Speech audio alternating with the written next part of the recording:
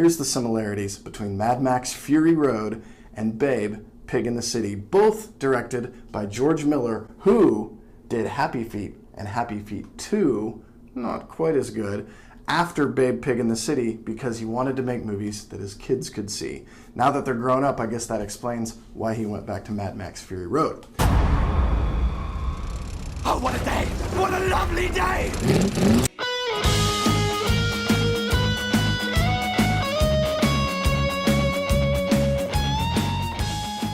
Babe 2 is basically a movie with a bunch of anthropomorphized animals who are running around, bodies in motion, just going crazy within the city. And he develops these characters throughout all of these insane adventures and things that can't actually happen in real life.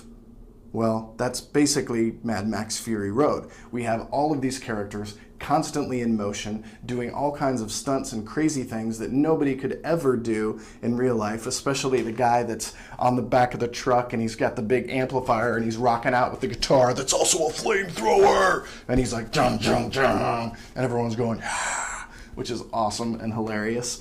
But there's a lot of things in this movie that are merely going back to the silent era when directors used to take things and put them in motion and just see how amazing and awesome they could make them. Babe, Pig in the City is basically that. Reason number 2, art direction. George Miller has a huge flair for amazing art direction. In Babe, Pig in the City, for example, when Babe arrives at the city, it's not just a city, it is the city. It's every city. We see the Eiffel Tower. We see the Space Needle. We see every sort, the St. Louis Arch is there. I don't think there's anything from Kansas City. Maybe the Bartle Hall Towers are in there. But it's basically all of this stuff in one place, because when this country pig comes to the city, that city needs to represent something bigger than life, something larger than life. And already he's telling us this movie is a fantasy, this movie is a fairy tale, and we're not going to subscribe to the limits of a real reality. The third thing is that both Mad Max Fury Road and Babe, Pig in the City are drawing character out of the tiniest of situations.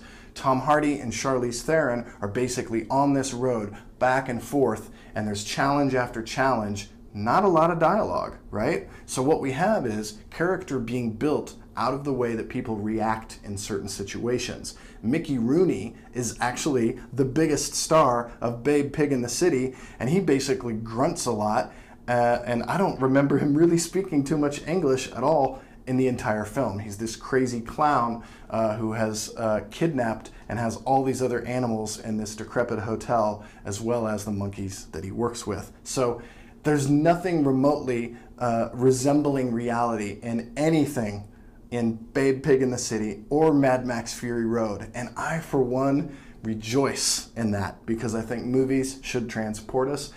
I like neo-realist films as much as the next guy, but I also like to go to a place that's larger than life, and both Mad Max Fury Road and Babe, Pig in the City, one of the most overlooked movies of all time, do that. So kudos to George Miller. Check out my blog, and I hope you enjoy it.